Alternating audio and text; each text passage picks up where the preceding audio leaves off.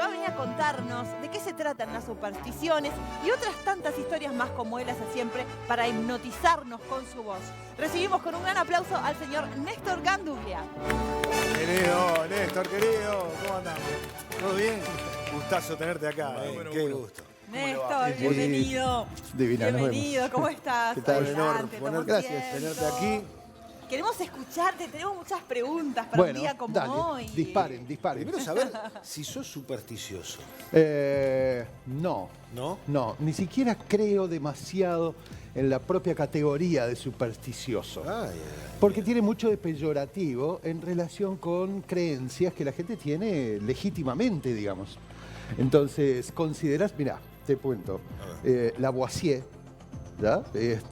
Científico de esos monumentales, presidente de la Academia Nacional de Ciencias Francesa, decía públicamente cierta vez: las piedras no caen del cielo.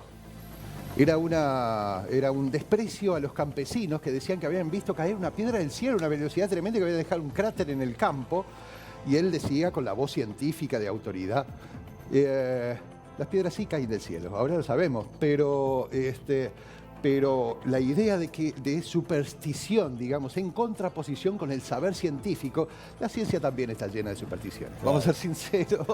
Y eso que yo soy científico y defiendo el pensamiento racional, pero muchas veces lo utilizamos casi como un insulto para cosas que la mayoría de las veces no entendemos cuál es su verdadero contenido. Mirá vos. Y el martes 13, ¿qué contenido tiene y por qué el martes 13 es un día que aparentemente es de mala suerte? ¿Cómo andamos de tiempo? Bueno, esto tiene una historia antiquísima y una vigencia absolutamente increíble. Sabés que hay un cuadro clínico entre los psiquiatras que se llama triskaidekafobia. Triskaidekafobia. Es el miedo irracional a todo lo que esté relacionado con el número 13. Con el 13. Y eso está súper vigente, se empezó a definir hace 20 años atrás. Pero en realidad es una historia antiquísima. Entre las primeras cosas que tenemos escritas, digamos, textos completos, hay un código escrito hace unos 3000 años, más o menos, un poco más, que se llama el Código de Hammurabi. Hammurabi era un rey de Babilonia que escribió el primer código que conozcamos de leyes. ¿Ya? Son 190 y pico de leyes que redactó él mismo y que han tenido una influencia tremenda. Pero lo interesante en este caso es que de la ley número 12 pasa a la 14. Es decir, en aquellos de hace milenios atrás, el 13 ya estaba marcado como un número, digamos, que había que evitar, digamos, por algún motivo, ¿no? Una cuestión satánica, una cuestión... Pues quizás tenga que ver con que para los antiguos egipcios, por ejemplo, el 13 sí tenía un contenido muy especial. En la espiritualidad egipcia, las etapas del crecimiento espiritual eran 13. Y la última, la número 13, es la muerte. ¿Ya? Sin embargo, fíjate vos, aquí empieza ya la dualidad, porque el 13 para los antiguos egipcios, la muerte para los antiguos egipcios no era necesariamente un tema de mala suerte o algo fatal, digamos, que debía evitarse. Más bien representa un cambio radical, digamos, es la muerte simbólica, que es propia de todas las escuelas místicas antiguas, digamos, esta idea de morir simbólicamente para poder renacer más perfecto, digamos. Por eso es que hasta el día de hoy, el número 13, por ejemplo, está limitado en la quiniela. No se puede jugar cualquier cantidad de dinero al número 13, digamos, porque está limitado. Y eso es porque mucha gente apuesta al número 13, digamos, en la quiniela, porque están los que lo consideran más bien un número que representa la oportunidad, la posibilidad de ser mejores, digamos. Es un número fascinante, pero para los cristianos, por ejemplo, para los judíos, ¿ya? Hay una antiquísima leyenda que atribuye 13 y martes al día en que Dios castigó a los constructores de la Torre de Babel. Fíjate vos.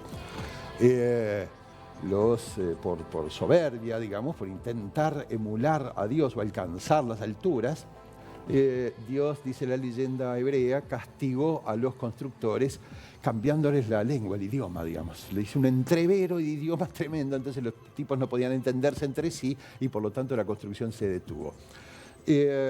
Por supuesto no tenemos ni idea de qué día fue eso, ni siquiera si sucedió realmente, digamos. Claro. Pero que se le atribuya desde tan antiguo, digamos, el martes y 13, no es tan extraño, digamos. El 13, desde tiempos de la antigua Babilonia, lo estábamos viendo recién con Hammurabi, ya tenía una carga especial, digamos, asociada con lo que debe ser evitado. Y el martes, entre los romanos, era el día consagrado a Marte, es decir, justamente al conflicto, a la guerra, al odio, etc. Todo eso estaba asociado con el día martes. Pero la lista sigue y en realidad las historias más fascinantes al respecto se generaron durante el medioevo europeo, esa etapa enorme, digamos, más de 1000 años, que en Europa se conoce como la Edad Media. Y ahí yo creo que se dieron por lo menos un par de hechos históricos, eso sí, bien comprobables, que tuvieron una resonancia absolutamente formidable. Yo creo que la más importante de todas tiene que ver, sucedió en el siglo XIV.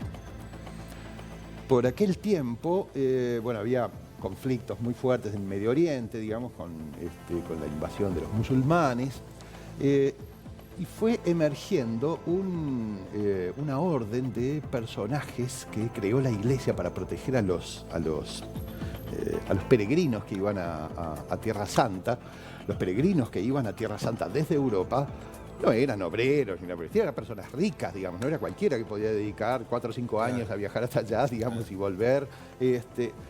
Entonces iban muchas veces con todas sus riquezas a ostentar, con sus ropas riquísimas, sus objetos de oro, un montón de cosas.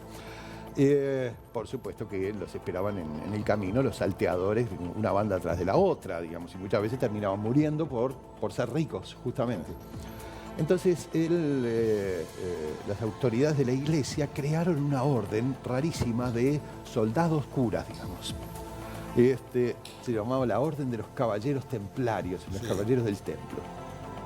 El destino principal era proteger a los peregrinos. Pero resulta que durante todo ese tránsito, los Caballeros Templarios se hicieron inmensamente ricos. ¿Cómo lo hicieron? Literalmente inventaron los bancos. Literalmente. Ellos te esperaban, por ejemplo, en Mesina o en esos lugares donde se cruzaba el Mediterráneo para ir a Tierra Santa. Y ahí ponían un banco largo y un caballero se sentaba en una punta de ese banco a esperar. Llegaba un peregrino, llegabas vos, por ejemplo, con un montón de riquezas y todo el mundo te decía, mira que ni bien cruces te van a esperar los ladrones allá, qué sé yo. Claro. Entonces vos tenías la opción de sentarte en la otra punta del banco largo y poner todas tus riquezas en el medio, digamos. El caballero lo que hacía era tomar nota de todo eso y te hacía una letra, es decir, un documento con el que podías retirar eso cuando volvieras. Y ellos se quedaban resguardando toda esa riqueza. Por supuesto que la mayoría de la gente que iba para allá nunca volvía, digamos. Con lo cual los templarios empezaron a ser inmensamente ricos. Además, empezaron a ser los prestamistas de los reyes y los príncipes, porque imagínate, si viajar a Tierra Santa era carísimo, mandar un ejército eran unas fortunas increíbles. Había que darles de comer, armarlos. Eso hacía que empezaran a empobrecerse los reinos que estaban apenas en formación por aquellos tiempos. Pero para eso estaban los prestamistas de Europa, que eran los templarios, digamos. Con eso empezaban a crear una fortuna y un poder político increíble. El primero que dijo, me voy a sacar esto de encima, porque además era el más endeudado, fue Felipe IV, rey de Francia.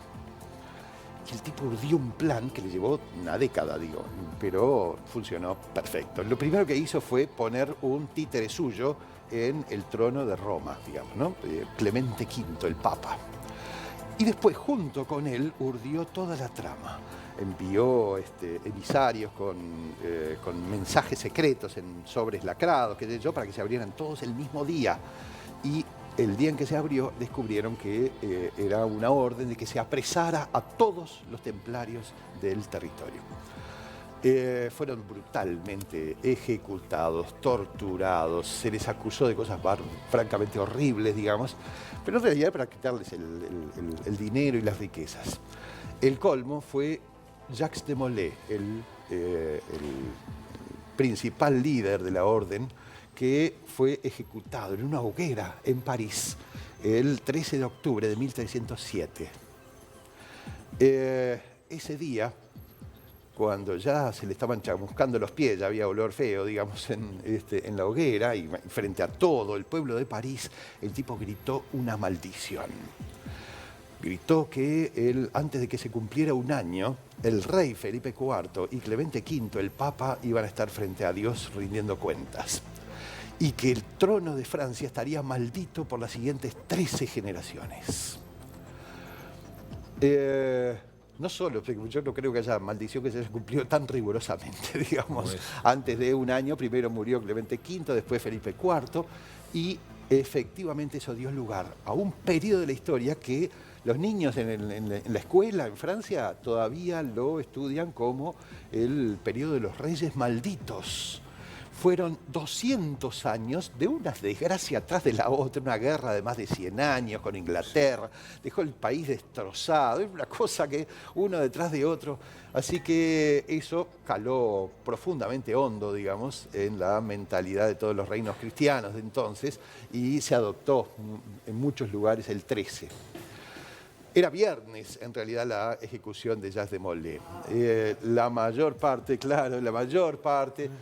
para los ingleses eso era especialmente significativo porque ellos tenían influencias nórdicas muy fuertes, es decir, los vikingos habían invadido las Islas Británicas y habían impuesto sus propios mitos, y entre ellos había una famosa cena en el Valhalla, en la residencia de los dioses, en Asgard, en la que eran 12 los invitados, pero se había colado Loki, que nadie lo quería invitar porque siempre hacía desastres espantosos, digamos. El tipo no solo se coló, sino que además urdió una trama espantosa. Llevó un arco con una flecha y entonces les propuso a todo el mundo hacer un juego, y el que entró fue el dios de la fortuna y la justicia, que era ciego, obviamente. Con lo cual lo hizo tirar una flecha, y en esa flecha mató a Balbi, el dios de la alegría. Imagínate. Ya, el dios de la justicia mató al dios de la alegría en la mitad de una fiesta. Es una cosa que eso tuvo una marca profunda, digamos, en la mitología nórdica, y eso se trasladó muchísimo. Ese día era también viernes 13. ¿Y entonces por qué más que nada el martes lo asociamos? Pues digo, para mí el viernes 13 también tiene su connotación, bueno, tal vez vinculado a esto de la superstición, pero tal vez algo más tenebroso, ¿no? que lo del martes 13. Lo del martes 13 atañe más que nada a las culturas que tienen una influencia muy fuerte de los españoles, de la cultura española antigua, y también tiene origen en el medioevo. Un día que por siglos se consideró francamente nefasto fue el 13 de mayo de 1134. En ese día, Alfonso, el rey de Aragón, inició una de las primeras importantes batallas contra los musulmanes que invadían desde el punto de vista de ellos, digamos, la península ibérica, que se habían instalado en Al-Ándalus, un reino musulmán en lo que ahora es España. Eso tuvo la resistencia de los reinos visigodos, entre ellos Alfonso, que era el más poderoso de todos y que, a pesar de la inferioridad numérica, encaró una batalla en Fraga ese día. La batalla fue un desastre y Alfonso, el batallador, murió, digamos, intentando defender, según dicen ellos, los reinos cristianos.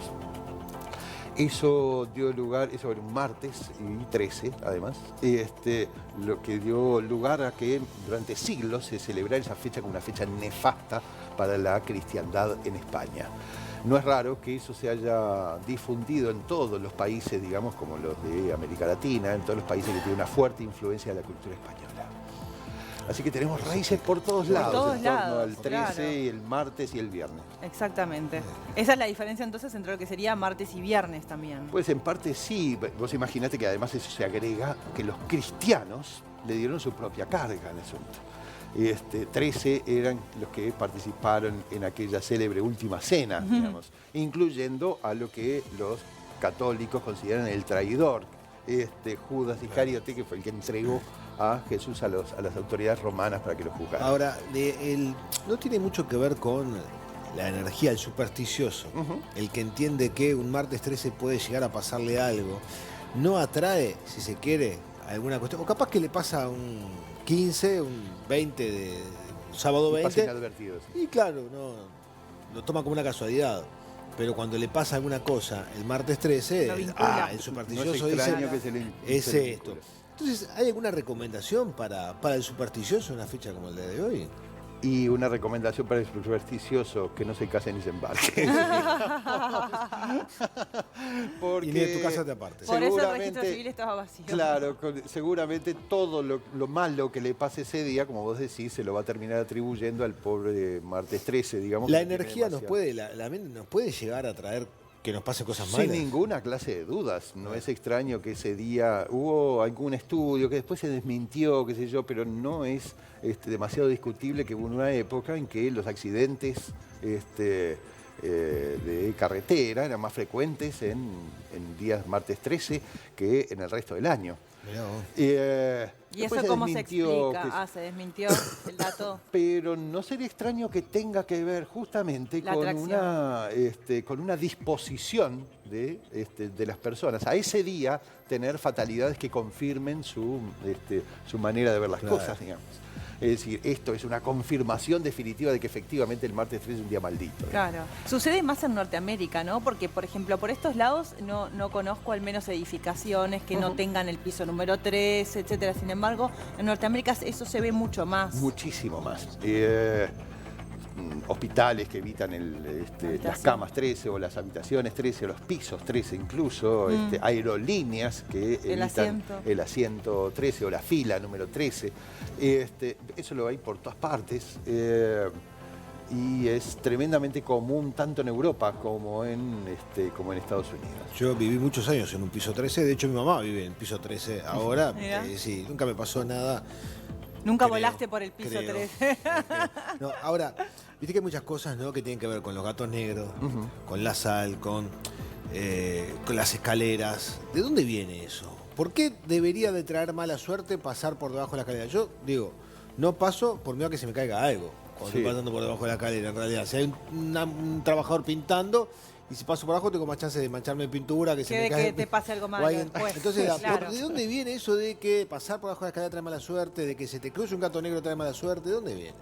Porque entrar por eso es bien medieval. Hay que pensar que muchas de estas cosas se generaron en la Edad Media Claro. europea, porque en aquel tiempo todo el mundo estaba todo el tiempo pensando en la influencia divina, digamos, y en toda esa cosa mística, digamos, en la vida cotidiana. No es para nada extraño que se considerase que pasar por una escalera apoyada en una pared es pasar por dentro de un triángulo, es decir, transgredir la Santísima Trinidad. De alguna manera es atravesar eso y eso no puede tener buenas consecuencias.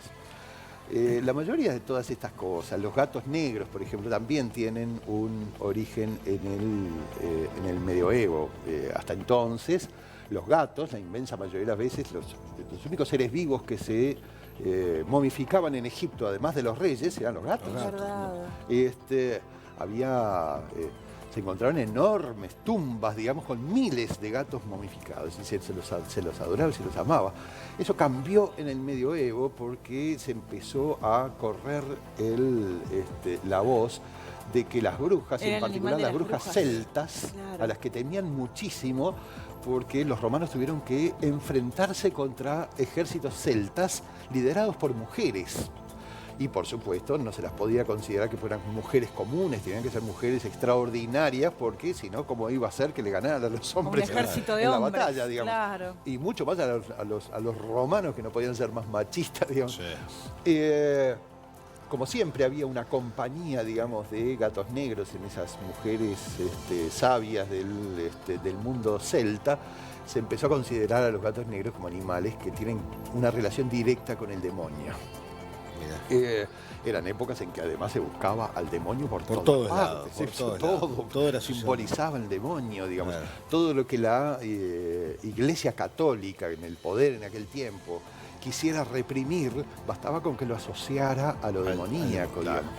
Toda la oscuridad, la muerte, ciertos días del año, como el 31 de octubre, eran considerados días demoníacos. El 1 de mayo, que era la fiesta de Walpurgis.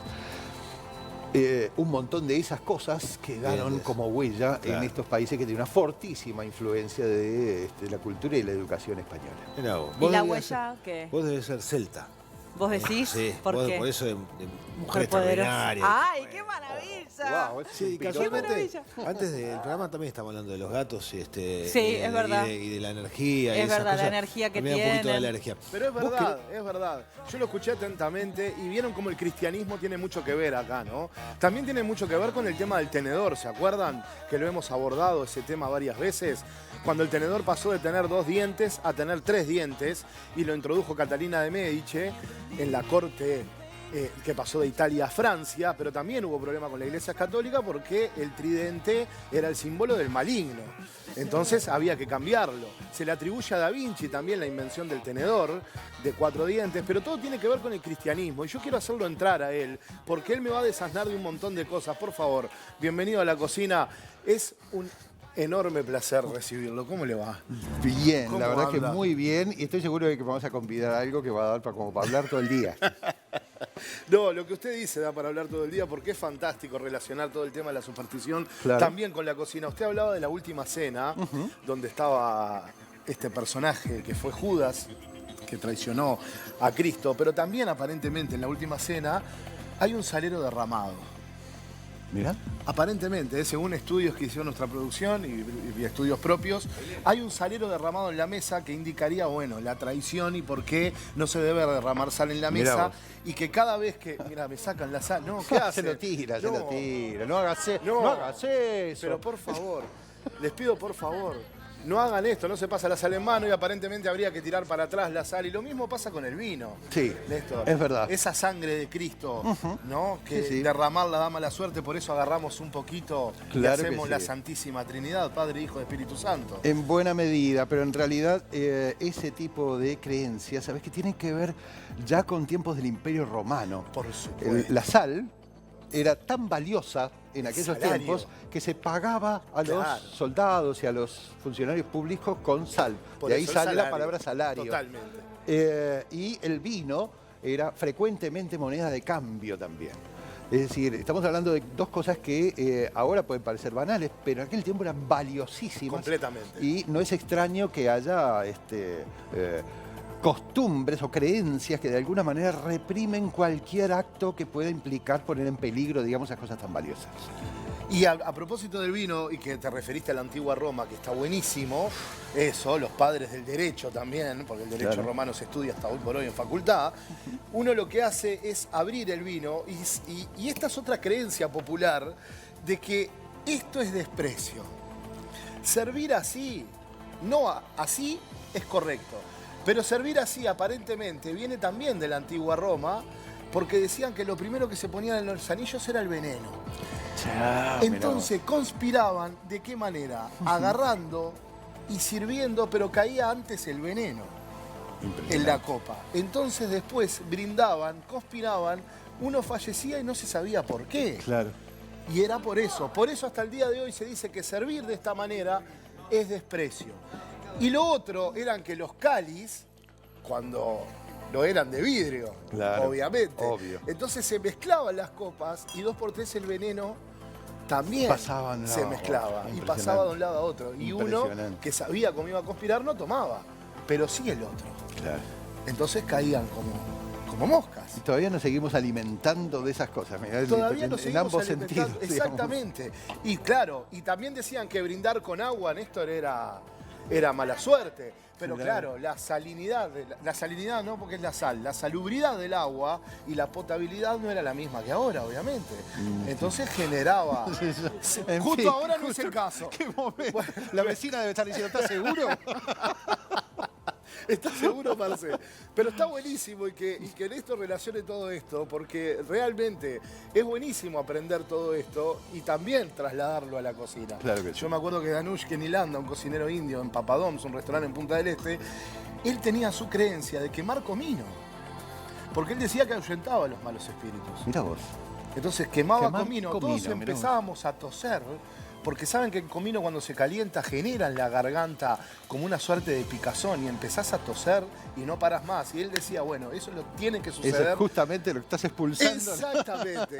¿Y qué Qué relación lindo. esto de las supersticiones con el demonio, obviamente? ¿No? Sin duda, pero muchas veces son incluso más antiguas estas cosas que las que se relacionan con el demonio, porque el demonio es un invento, digamos, de los tiempos finales del Imperio Romano. Claro. Esa idea del demonio con forma de cabra macho, digamos, pintado de rojo, en realidad podríamos, otro día te cuento de dónde salió todo eso. Me encanta. Pero la asociación con las comidas es común en el solsticio, por ejemplo, que hasta el día de hoy, que la gente diga que a las 12 en punto hay que comer 12 lentejas. Otros dicen 12 uvas, pero esos son más españoles. Claro. Digamos. Claro. Las 12 lentejas tienen que ver, es una por cada mes del año, digamos, y tienen que ver con que los antiguos romanos decían que si uno lograba atrapar el año a través de las lentejas, después hacía popó de monedas de oro, digamos. Había una, ¿Qué me contás? una transformación ahí. Pero te recomiendo probarlo. Yo nunca caí. No. Nunca lo logramos, pero... Me encanta. Me encanta. Porque no me invitaste a un solsticio. A ver si... Aparte, escucharlo a él es fascinante, porque yo lo vengo escuchando hace muchísimos años, desde que teníamos el restaurante Montecristo en el Castillo de Pitamilio, que hoy también funciona, un bellísimo restaurante, y hacía todas estas historias fascinantes, sobre todo de la alquimia, de Humberto Pitamilio, Es verdad. de todas estas cosas que a todos nos apasionan. Y esto es de tiempos atrás, que lo escucho muchísimo, y realmente es fascinante escucharlo, porque tiene mucha sabiduría, muchísima sabiduría en esto de que ya ha pasado de ser leyendas urbanas a transformarse en algo mucho más grande, ¿no? Mucho más grande. como dice, O sea, tiene a estudio. reconocerse, Total, digamos, como un eso. patrimonio que hay que proteger. Totalmente. Podés seguir- Y gracias por protegerlo, de verdad. Podés Muchísimas seguir gracias. escuchándolo, podés seguir disfrutando de Montevideo Secreto. Lo pueden encontrar en Facebook, lo buscan en Instagram también, pero además se pueden comunicar al 092-173-353 porque son constantes, ¿no? Por ejemplo, este solsticio, por ejemplo, A ver, me nos interesa. vamos justamente a lo que llamamos San Juan y el regreso del sol, una cena temática con todos los mitos del mundo en relación con la noche de San Juan, que es una fiesta mucho más antigua que San Juan, te podrás imaginar. Totalmente. Así que de las 3 noches que vamos a dedicar a eso en el Castillo Pitamilio, con cena de Babs, está Alvarito ahí, exacto, con música celta en vivo, Muy bien. con ritual de queimada y todo eso, la única que queda es la del 25, porque las otras 2 noches ya están agotadas. Qué bueno. Qué bueno. Pero se lo quedan merecen, todavía se lo unos merecen. cuantos. Ah, unos pero cuantos lugares. entonces pueden reservar allí estos contactos sí, que estamos dando, el exactamente. Facebook A través de ese número Montevideo que vos Secreto, ponías. Instagram o el WhatsApp 092-173-353, pero además también por esas vías se enteran de las distintas charlas que das, no solo Uy, vinculados sí, nos San vamos a la Juan, fiesta del sino- chocolate en Nueva Albesia, por ejemplo. ¿Cuándo? Yo me voy con él, ¿eh? Yo soy muy Me supersticioso voy del con él, chocolate. no vengo. Secretos no del vengo. chocolate No y la colonia suiza. Soy se llama muy el supersticioso del viaje. chocolate, por tengo Dios. que ir, tengo que ir. Claro que sí. Sí, claro que sí. Y sabe que me hiciste acordar, porque yo tengo familia de plenas raíces gallegas, y la abuela Lola siempre prepara la empanada gallega para la noche de San Juan. Por Claro. supuesto. Que no es la clásica empanada gallega con atún desmenuzado, es con pescado entero. Entero. Y el dicho es, en la noche de San Juan, la sardina moja el pan. Es cierto. Entonces se sirve Es la cierto. empanada gallega, se corta, se distribuye el pan, como Cristo lo hizo, y se sirve un se trozo de coloca. pescado entero a cada uno. Excelente. Por eso el pan no puede estar dado vuelta tampoco, porque esto simboliza el cuerpo de Cristo. Cuando los que tenemos creencia católica, como yo, creencia, en realidad educación católica, de colegio de jesuitas, decían: pan y vino sobre el altar son ofrendas de amor, pan y vino serán después tu cuerpo y sangre, Señor. Claro. Así se decía. Por eso el pan nunca puede estar dado vuelta en la mesa y siempre tiene que estar del lado correcto, que es el lado del corte del pan.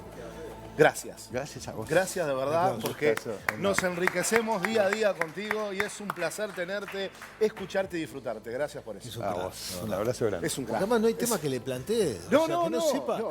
que no te lo explique, que no te cuente, que no te meta en la historia. Que Tiene esa aparte, capacidad de meterte en la cuando uno historia. sabe las raíces Sí. de las cosas, después todo lo demás le va bajando y él Claro que sabe las raíces, dónde surgió esto, lo verdadero, lo auténtico. Como decía mi Eso es. barrio, tiene estudio. Tiene estudio, exactamente. Claro. Bueno,